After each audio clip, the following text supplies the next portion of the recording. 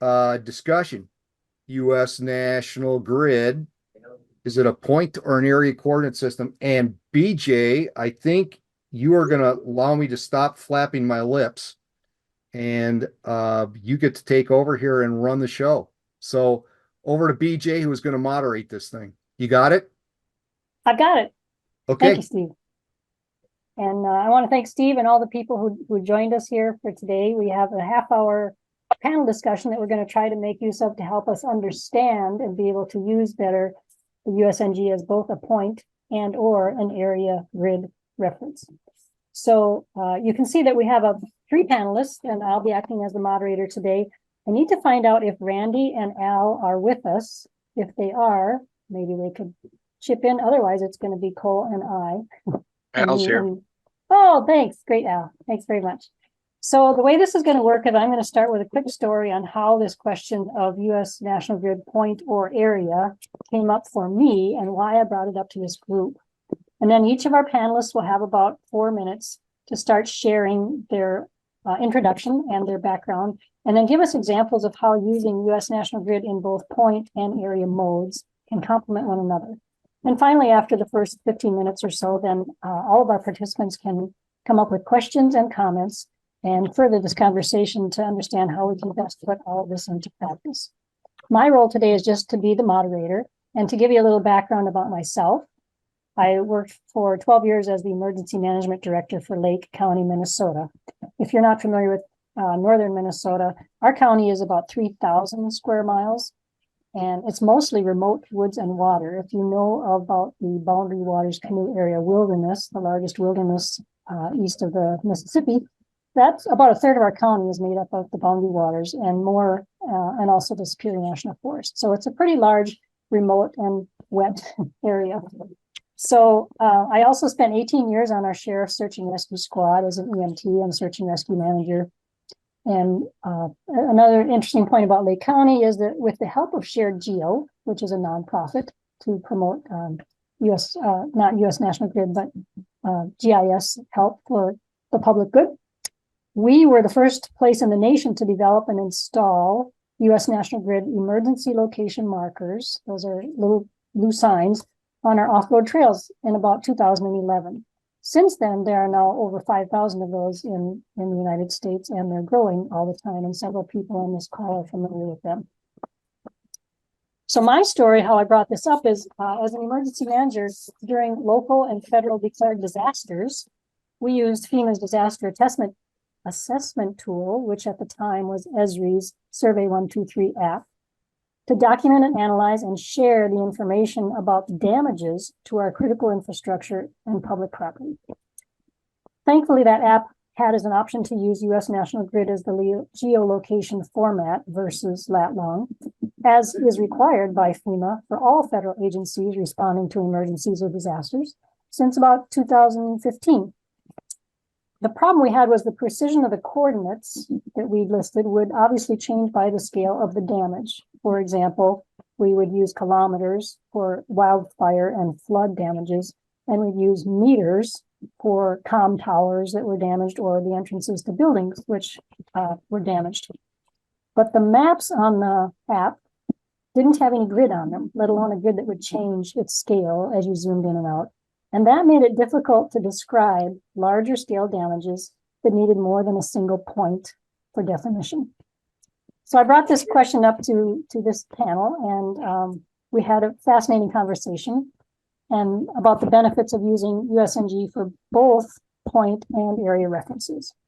And so today, what I'd like to do is turn it over now to, I'd like to start with Al Stute, since he's here, and Cole Brown, because they are, as you can see from their description, they are boots on the ground search managers and searchers, and emergency responders, firefighters, and EMTs. And then I hope that Randy Knipple can join us also. He's a 30-year manager of the Dakota County, Minnesota. I think he's retiring this month, or perhaps has retired in the last few days. He's also a member of the Minnesota maybe that's why he's gone. He's also a member of the Minnesota Geospatial Emergency Preparedness Committee and has been using and training U.S. National Grid for GIS analysis and cartography for over 15 years. So Al, would you like to start off by telling us who you are, your background, your interests, and some examples of how we might be able to mix these two formats? Sure. ComCheck, can you hear me okay? Yes, perfectly. Thank you. So I started with National Grid in 2007 when tornadoes were going across the Florida. And I learned real time that we were supposed to be using National Grid. At that time, there was no maps, no apps, nothing. Didn't know any of you folks. Dove into it within a few weeks. Within a few weeks really was probably the resident expert on the coordinate system in Florida. Got with Talbot Brooks, took some classes at the Fire Academy. They had a train the trainer program where we had 6 guys from every USAR task force in the state show up. To this day, I think I'm one of the few and one other guy that we're supposed to continue on and teach all of their folks and go back and be a trainer. I've pretty much been instructing ever since. I also work in the field and fire department, fire rescue, Cape Canaveral Fire. I've used National Grid at the Space Center here since 2007. We use it for geolocation of assets. I'm looking at my Kickstart award where we got money to put ELMs at the Space Center, and we used the existing posts and put a bunch of ELMs out at the Space Center. I did post 3 pieces of data onto the chat. One of them is photography about maps, and it's on Wildfire Today. But the second is an article about an article I wrote about the Yarnell Hill fire, and you can read that. You can read the article, which is out on my Medium page. But also, we did a presentation at the International Association of Wildfire, and Rich McCrae, who used to be on here, maybe on here today, was a big proponent. He's a wildfire guy, and he wanted to use National Grid as an area reference to locate the fire. And I have done this in the field easily. You can triangulate easily with eastings and northings where a fire column is and be miles away. You can line yourself up with the northing line, and then literally drive or have somebody else line themselves up with the easting, and you can extrapolate the location of the fire remotely. I wrote an article about doing that, which is out on my Medium page. But since 2007, I've taught anybody that will listen, ham radio guys, Boy Scouts, people on the street, people in bars. I've literally had events at different places, and I've taught multiple states. I've been to Michigan, Virginia, of course, Florida, New York multiple times, Virginia multiple times, teaching this class and teaching National Grid to responders. And I always teach the concept of area. So it has always been an area coordinate system for me.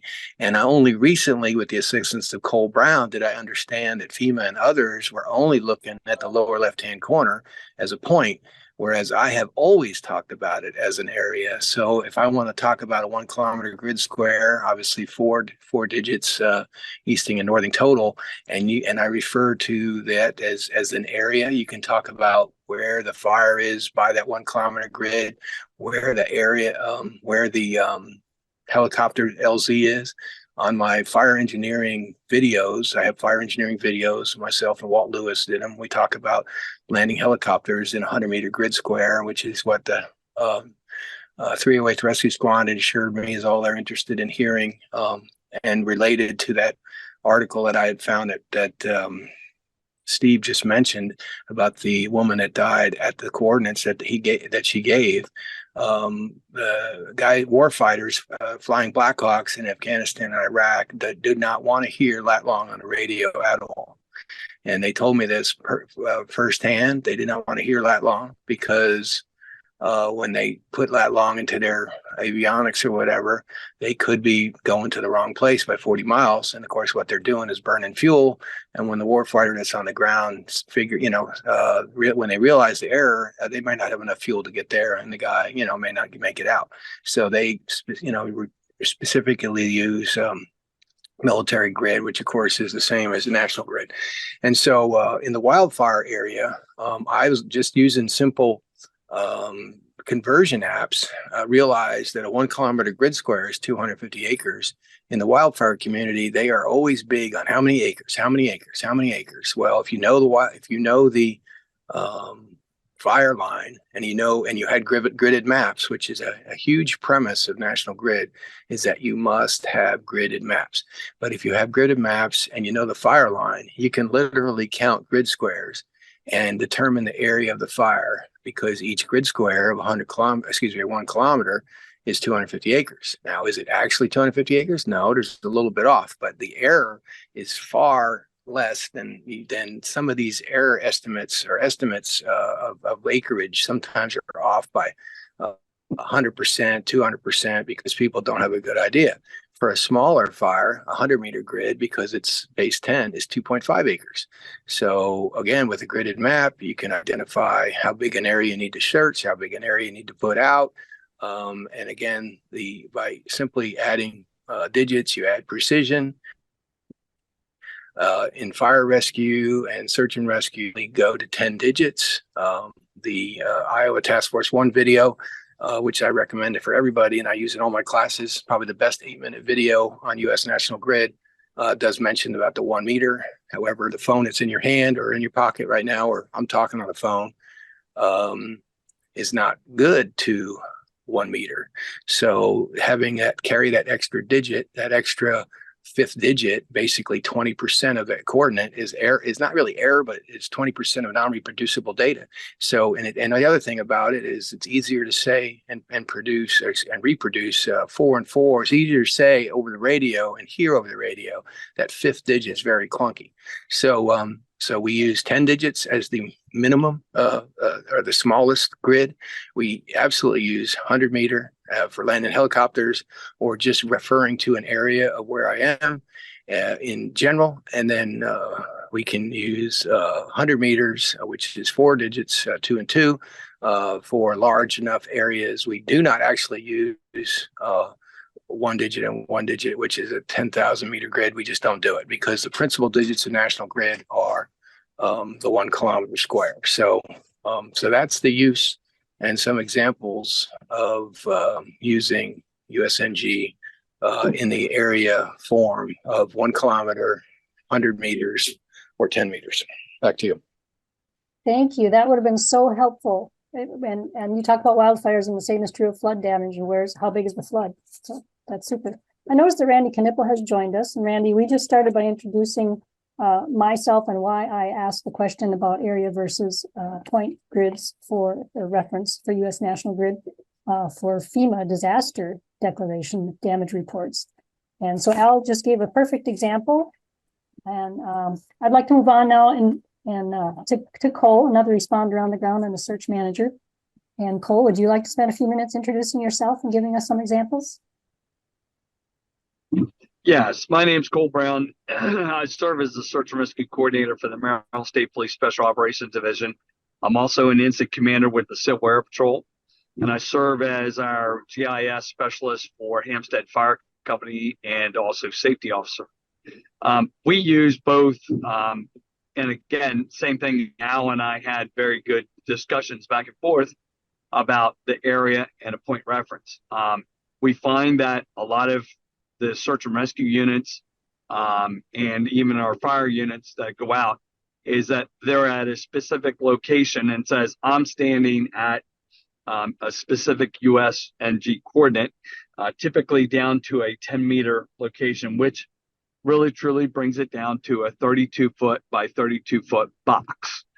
But again, if they go to that coordinate, they should find that individual or know exactly where they're located. And again, as Al pointed out, it is an area, because when you give it, you're getting a 10-meter coordinate area, and that is a 32-foot by 32-foot box. We've used it all the time.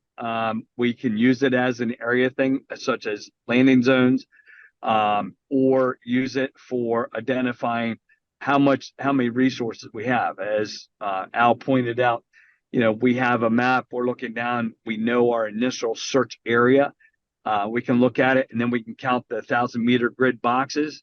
And then from there, we can turn around and says, oh, okay, it's going to cost, we have 10 of those boxes and we'll need a certain amount of resources. Typical resource will do 100 acres in about 4 hours. We normally reduce it down to around 60 to 80. So if we divide that 1,000 meter box down by 4, that means 4 resources per box. That gives them about a 62 acre approximate area. We can count how many resources we need to search that area to cover it within a 4-hour period or an 8-hour period by dividing half. We have effectively used and gone back and forth between lat long and U.S. National Grid. U.S. National Grid is based on the longitude latitude system. So it's easy to convert back and forth between them, but you just have to make sure you use the right format within longitude and latitude. Or like you said, especially with that girl going missing in there, it can put them off in the wrong direction by up to 40 miles, such as this one did. So back at you for that. Thank you, Cole. We've had that happen in Lake County where I worked also on search and rescue. We had a person injured in a waterfall in the Boundary Waters Canoe Area Wilderness, and the coordinates going back and forth that were given from the Canadian military who were helping us out because it was right on the border. They gave their coordinates in decimal minutes. And the U.S. people responded by helicopter, assumed it was decimal degrees, and they ended up flying around in Canada, where they were. In that case, they were only a couple miles off, but still, they were flying over the area and saying, "Where are you? We can't see you." And that's because they've been around country. BJ, the big thing there is people just read numbers and they don't speak the decimal, the minutes, the degrees. And when you speak it clearly, everybody will know what the difference is. That happened, the same situation with our Trooper True crash, is they were giving numbers and skipping over, and everybody made assumptions of where to put that decimal point, and it will make a significant difference if it's not read clearly. Understood. Thank you. I think that Randy has joined us, and Randy, I'm going to ask you if you would like to, as a GIS analyst and cartographer, would you like to give a little bit of background and examples of how you suggest that people use grid versus decimal, or use them both? Not decimal, but point coordinate. Thanks, Randy. Sure. Well, can you hear me? Just fine, thank you. Okay. When I've given the training on this, I just help people understand that the precision truncation is really something that leads to efficiency, as well as eliminates the potential or diminishes the potential for ambiguity and error in interpretation, because it's always an even number of digits. Once you know that your area of operation is contained within a certain grid zone designation and 100,000 meters square, you can simply use the numeric portion, and you only need to use the number of digits that are necessary to describe your location. So, if you're going to get a helicopter to a certain location, getting them to a precision of 100 meters is probably good enough, because you're going to have flares and lights and who knows what. If you're trying to get a hiker down on a trail, you can get it to 10 meters, and that's going to be good enough because you'll be in the vicinity and they'll be able to call out and things like that. So, but then also for cartographic purposes, it works well as a foundation for creating maps. So I've created maps based on the 1,000 meter squares. That works very nicely because we have polygons out there that represent the 1,000 meter squares. You can generate those very easily using tools within ArcGIS or QGIS. There are tools to create polygons based on a certain increment of your coordinate system. And that works very nicely. And once you've done that, you have essentially a polygon data set where the naming convention is based on the U.S. National Grid at that level of precision. And we talk about the U.S. National Grid as being a point referencing system, but it's really when you couple that with being able to vary the precision based on the number of digits that you use, it's effectively a square and referenced by its lower left corner. And that works very well because now we automatically have a unique naming system for all of those polygons using the U.S. National Grid reference itself. And then that can be used to automatically generate maps for a given area based on those polygons. So it works very, very nicely for those kinds of purposes. I've done it using the 10,000 meter squares, the 1,000 meter squares, and even the 100 meter squares to get very detailed maps. When you create a map of a 100 meter square on an 8.5 by 11 piece of paper, you're putting a 10 meter grid on top of that, and then you're getting a very high degree of detail in that area. And we've used that in very specific situations where they were doing, it wasn't really a search and rescue, but it was more of a search of an area looking for evidence. And, maybe they were looking for, they were basically doing a very fine, detailed search of an area. And they wanted to be able to mark off those squares as they completed them. There is a story. Can I have time to tell a little story? Yeah, please do. Yeah, well, there was a story. It actually came from, I don't know if he's on here.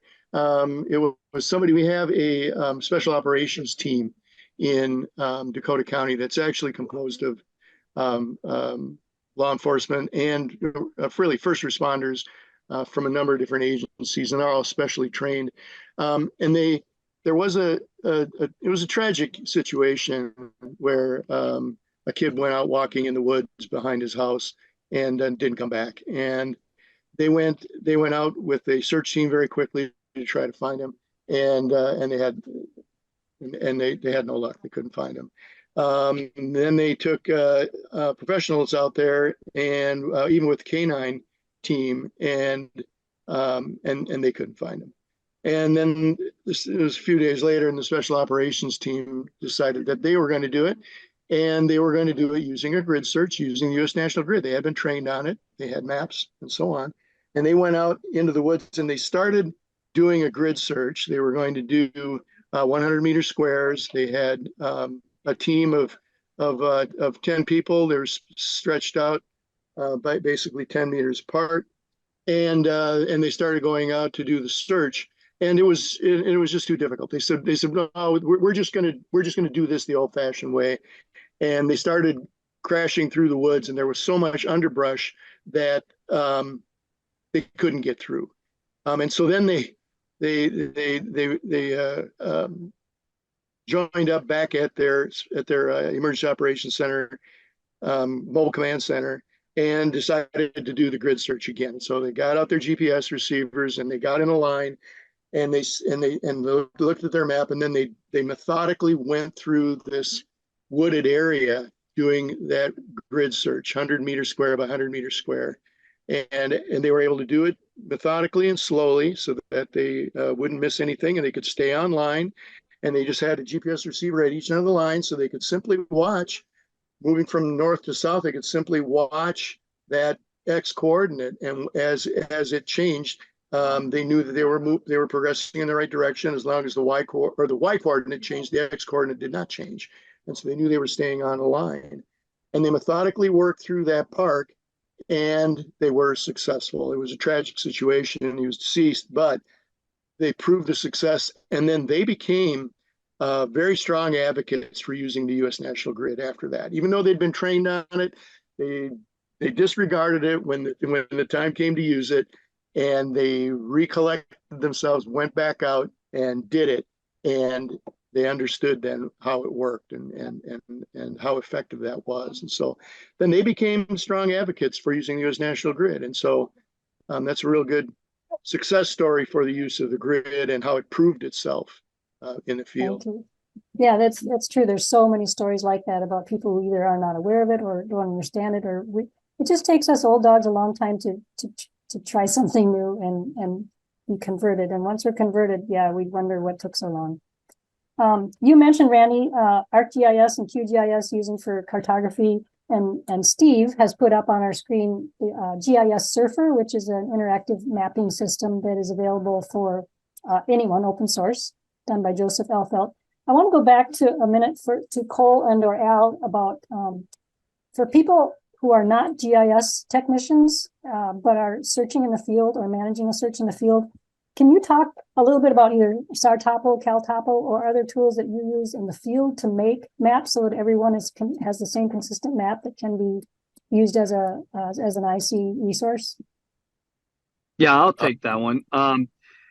We're using a program called CalTOPO, which had two versions of it: SARTOPO for the search and rescue community, CalTOPO for the advocate hikers and et cetera that was out in California.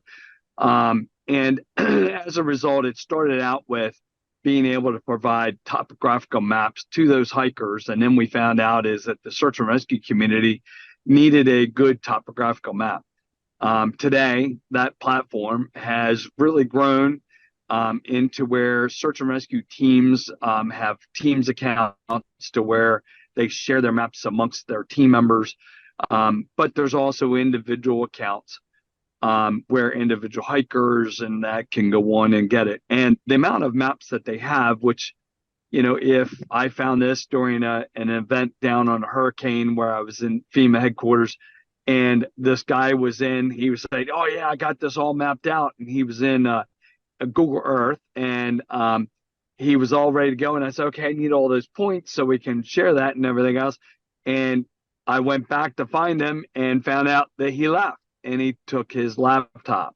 When he did that, he took all of the data, and the data wasn't being shared amongst others. And what we found was with CalTOPO, SARTOPO, was that data lives online, and everybody who has the map has the data.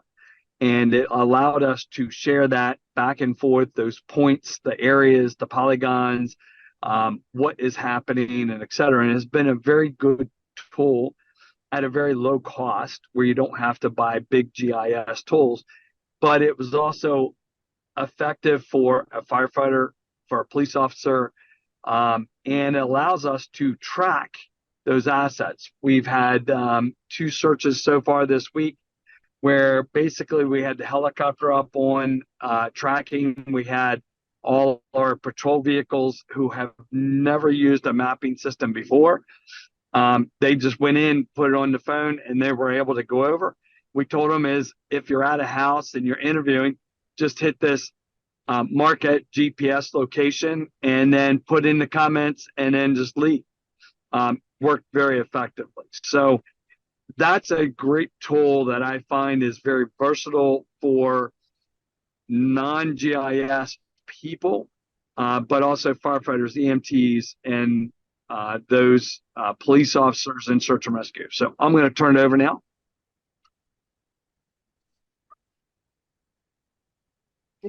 Sorry, I was on mute. Thank you, Cole. I know that Al, I believe, uses the same program for some of your searches. Yeah, I use a lot of it for my own personal use, and then we use it in Task Force 4 and Florida Task Force 4. And a quick story, we were at Hurricane Idalia, and they're big on SARCOP and quick capture. And quick capture is a field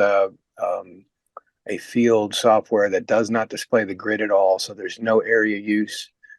You cannot see one of the things about back to area real quick, is when the grid is on the map, you see that you have instant scale. You instantly know that the area and how big it is, which most Google Maps and most street maps don't have any scale on them. Even if there's a little scale on the lower bottom, my greater than 40-year-old eyes can't see it. You put the squares on, you can see. So at any rate, back to the story, SARCOP comm went down, and we had a team basically stop.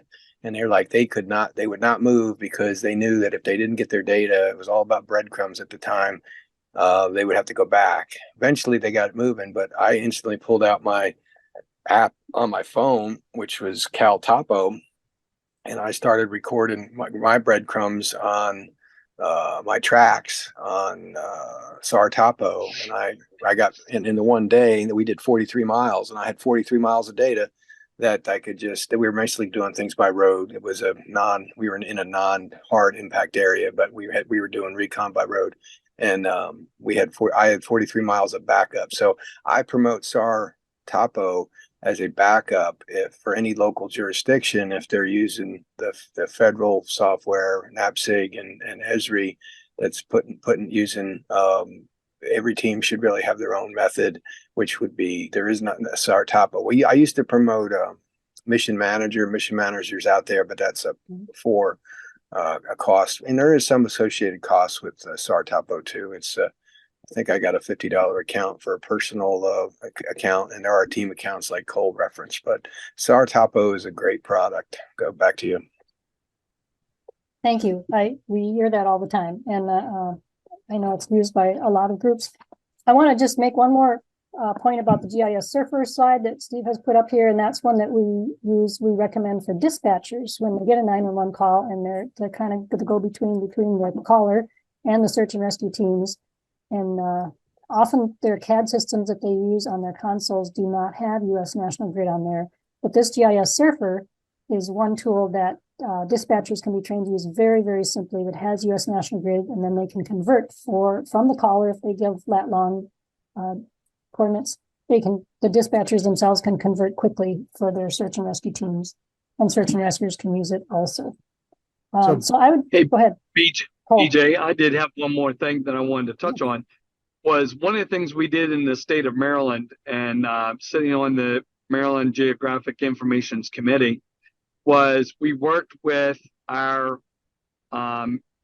parcel and house numbering system throughout the entire state, and they took all of the residents, which has a point in the centroid of the house, and they went down and took all of those addresses and converted them to US National Grid. So every centroid of the actual structures has a US National Grid coordinate down to a meter, which is 3 foot by 3 foot, in the centroid of the house. And what helped with that was the address in the mailbox may be a half mile away. It may be out on the street on a long driveway back.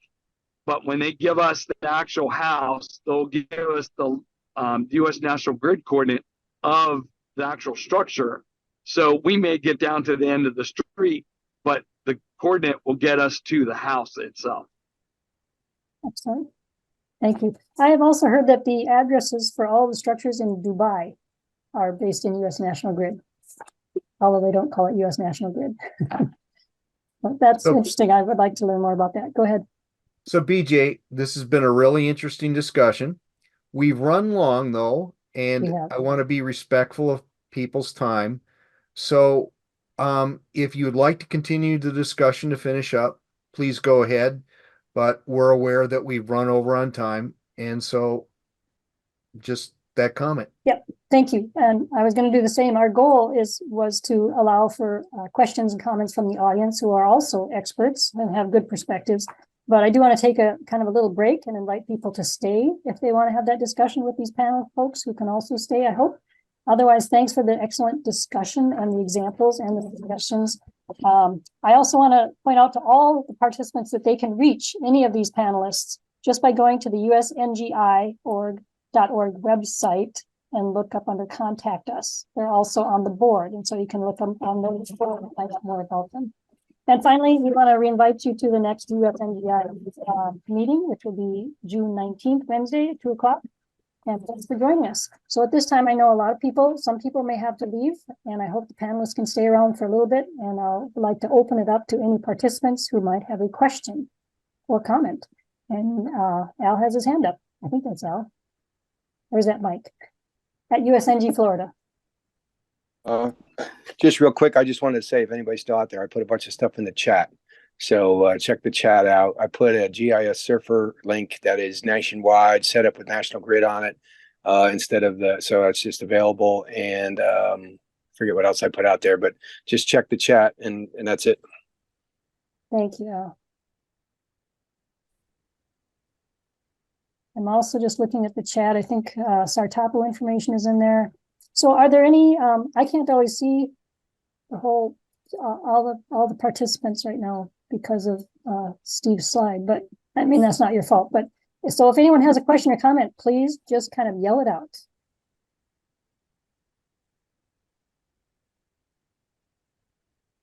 I would be curious to find out, does anybody see things differently now? I'm thinking about a USNG coordinate being more than just a point, and thinking about it also in the sense of it being an area.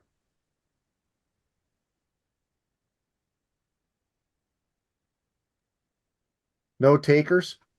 Yeah, well, this is Jerry Wright in Hayward. We've when we're setting up the emergency location markers, the marker's at a point, but it's a point within an area. So that's rather interesting. And when we were setting up, figuring out what the each individual sign should report as to that point, we were using LiDAR maps and whatnot, and pinpointing it as absolutely accurately as possible. And it got to the point where I thought we were being just a little crazy in that. And it was taking way too much time to figure out what each sign should say. And this is helping me understand that now. That's great. Thank you, Jerry. I also want to check with, I think, go ahead. Oh, I was just going to say, that whole point about the emergency location markers have a precision, by design, they have a precision of 10 meters. I always think of it as a point referencing system, but the point has a size based on the precision. So, if the point is actually always a square, even if you have full precision to 1 meter, it's still a square representing 1 meter, referenced by its lower left, or its lower left corner. So it's always an area, represented by the precision. So it's a 1 meter of precision, by definition, is a 1 meter squared, referenced by its lower left corner. And the same with 10 meters and 100 meters and so on. And so with the emergency location markers, we really arrived at the 10 meters because we figured that's really close enough. When you get within 10 meters of that sign, you're going to find the sign. So the rest would just be unnecessary. So, it's been a bit of contention at times talking about it as a point referencing system, but I don't think that it really is ambiguous at all, because it's a point of a certain level of precision based on the need or based on the accuracy of the device that you're using. And by definition, the number of digits represents a square referenced by the lower left corner. So Right. it just depends on how you look at it, I think. Yeah. And we're all No, I aware too think that we that- can go down to a greater precision than that if we're using it for critical infrastructure, whether it's something like telephone poles or even a stake on a fence. You can go down to less than 1 meter by having a higher precision. We just want to make sure that the precision matches the accuracy. And I once had to do a real comment? quick story, if I may. please. I once had to do like a dissertation real time in the task force offices about why we did not need to use 1 meter coordinates. And I did it by creating squares on a whiteboard and then making those squares fuzzy, because the lines are actually 3 to 5 meters wide. And so when you make the lines on the map 3 to 5 meters wide, then it becomes real clear that you don't need the 1 meter precision, and the 10 meters is good enough, because everything has precision. Even where the lines go on the map has precision. Even though on Joseph's webpage you can see a 10 meter grid real easy, and you can extrapolate what the 1 meter is. Everything has a certain error with that, and so that was just a way of basically proving the point that because numerous times I have recorded field data, and that field data, when I record it and I put it back into Joseph's website, which I'll promote almost every day, it shows me in the other grid. And that's because the satellite has error. There's, the line on the map is actually, has some fuzziness, even though it's not. And so you're close enough to find it. But just a story about how 1 meter is not needed. It's 10 meters is good enough. Thank you. Agreed. Can I share my screen for a second? Steve, can Randy share his screen for a second? I don't know, Randy. Is it only going to be a second? 2 minutes. As You just anybody say left on the you've call disabled. realizes, Randy is very passionate, as is everyone on this call. You've disabled sharing, though. I can't. You have Oh, to make it's- me. Well, that's just a Well, all I you- was going to do, I shared a link No, there. hold on. You're good. Try it now. Okay. All right. Disabled. No, I didn't enable. Okay. So here's the link that I shared, and this is just to an app that shows. This is Minnesota, and what it's showing are polygons that are representing a 10,000 meter square, and then each of these squares, then we created a map for each of these squares, and so here you can see one of the maps. So this is a 10K square, TK60, and then you can see the 1,000 meter grid on top of that. Okay, so the point here is that there's a logical number, not logical naming convention for each of these squares, and so it works very well for creating a map series for the entire state, because I could create those polygons and automatically create the name, which is unique, using the coordinates of the lower left corner. So since it's all just a logical relationship based on the coordinates of the lower left corner of the polygon, I can write Python scripts. I can do a number of other kinds of automated processing based on knowing that convention. And what I also wanted to show is, we've had some issues with dealing with the grid zone junctions, and we've been able to solve that very nicely. I can say that ArcGIS Pro does a very nice job of dealing with the grid zone junction. But what we've done here is basically create. You can see that you really have a partial polygon. But if you just project the lines out to form a square, that square would be named TK63.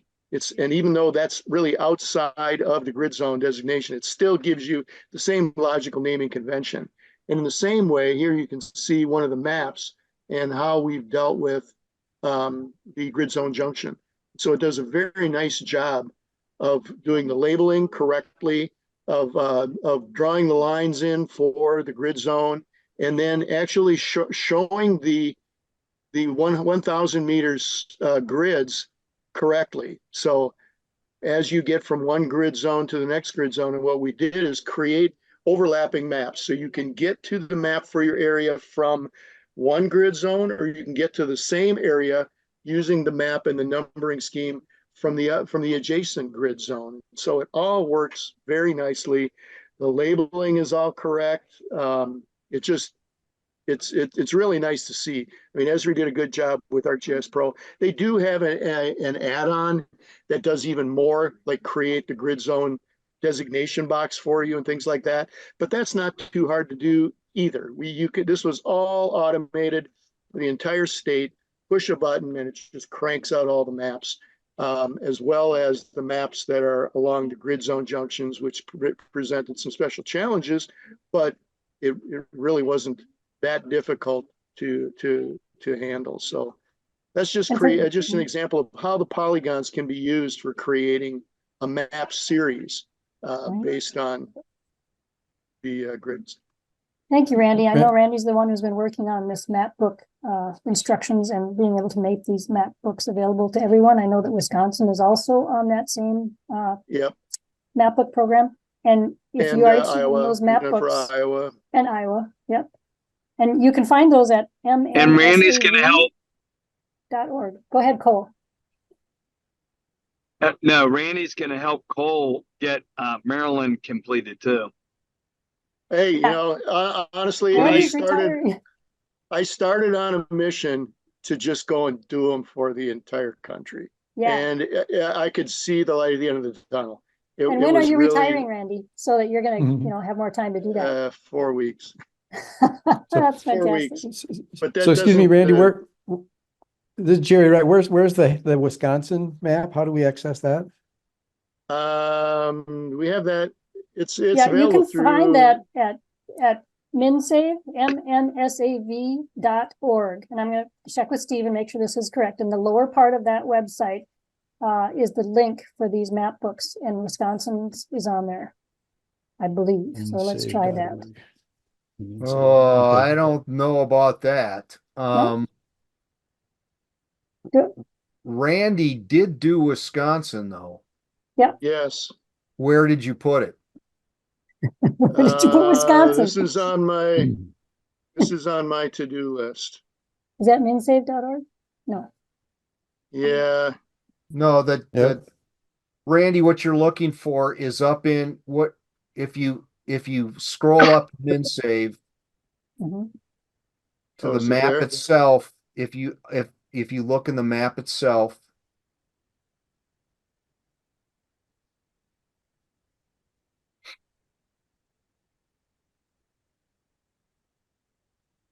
And then go over down to the here, bottom of the page. Randy, over on the left hand side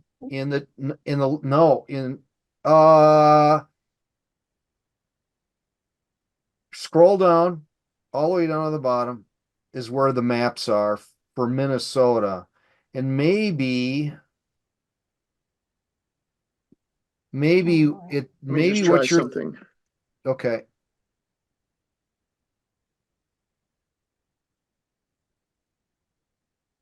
I have that information. If we don't get this before Jerry needs to leave, I can give it to him too. There, I just Googled it. You can find it. What did you I saw Google? that. I missed it. Wisconsin It was- USNG 10K maps. Got it. Okay, There you great. go. Perfect. Yeah, Wisconsin, all the counties have these emergency services atlases, but none of them are in USNG format. They're all in, I think, Wow. decimal lat long and then this crazy 911 area or location system, which works Mhm. really well when your streets are laid out in a grid, but they suck when they're curving all around the place. Yeah. Now, this is just showing creating 1 to 24,000 scale maps based on the 10-kilometer squares. So scroll up a little bit to Bayfield, the northern part by around the Apostles. Yeah, Bayfield and Sawyer County. Gerald's in Sawyer County, right, Jerry? Yep. Mm-hmm. Yeah, so these So are going to be, I've got a slow internet connection. I'm not going to click on it, but it's going to look like this. But it's important to remember that the USGS 1 to 24,000 scale quadrangle maps are US National Grid compliant. This is just a UTM grid on here. Mm-hmm. So, if the problem you have with the USGS quadrangles is that it's generally difficult to find the one that you need, but it's gotten much better.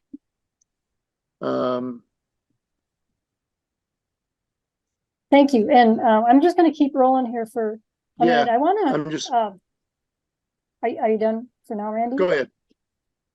Yeah. I'm going to find these and then I'll put the link in the chat.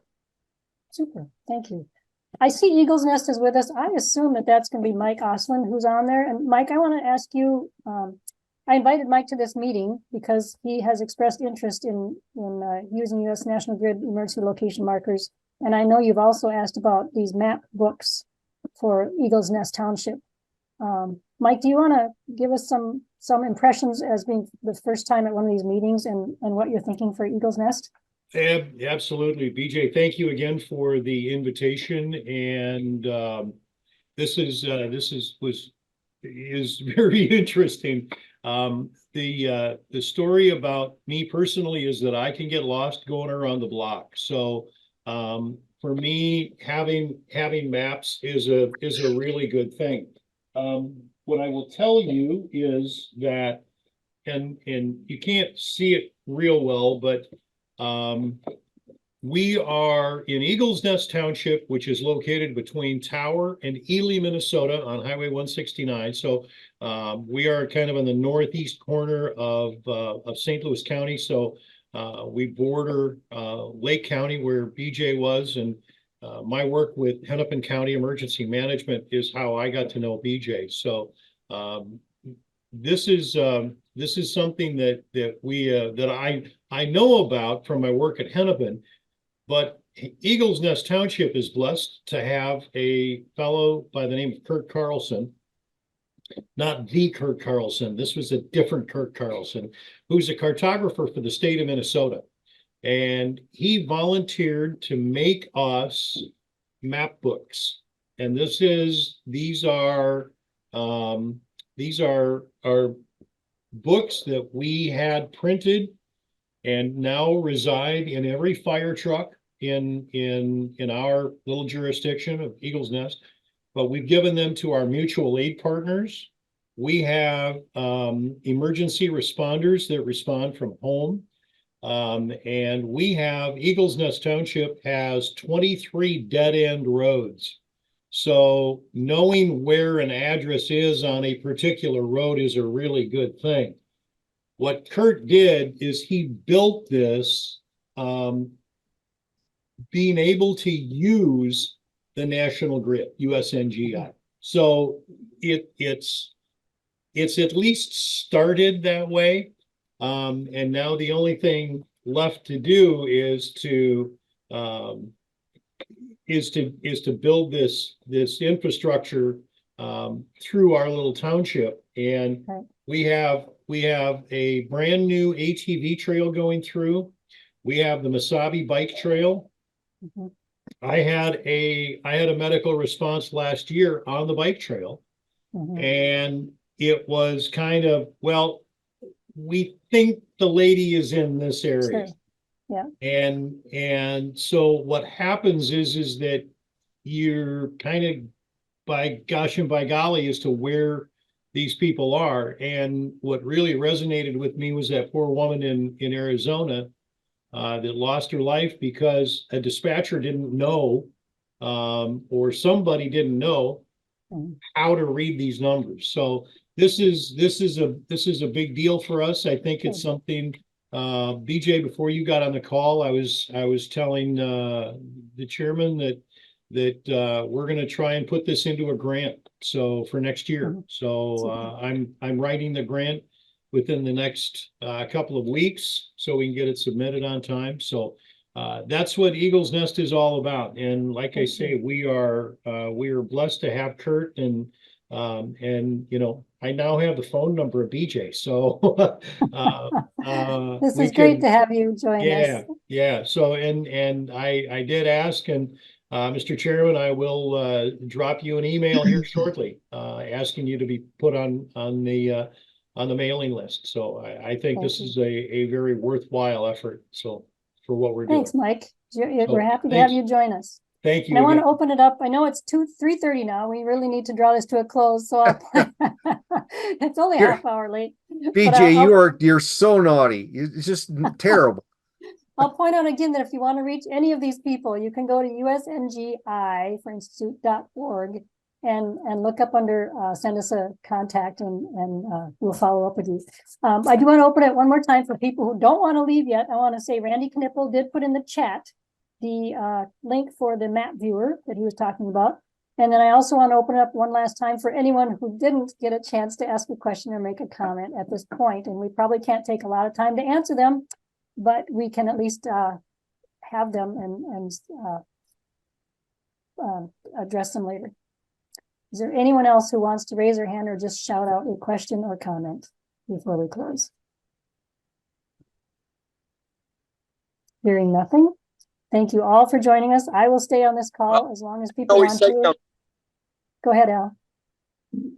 I just want Jerry to write an article on what he did, a little blurb or something, wherever his jurisdiction is that put ELMs. Every store, every jurisdiction that does something needs a blurb so that we can promote it. That would be a request. Okay. Thank you. Have you got I'll- that, Jerry? I'll try to do that. We have saved a handful of people with this system already, so, and unfortunately, I dropped the ball on implementing some of the ELM markers in one area of the county, but I'll get back on task here pretty soon. Wisconsin has really taken off. Many counties in great. Wisconsin are working on this. It's Every very, one of very those days impressive. would be an article too, but you can just mention them in mass if you've done a bunch of them. That's great. Steve, I'm going to turn Thanks. it back to Steve. Well, thank you, everybody, for the spirited discussion.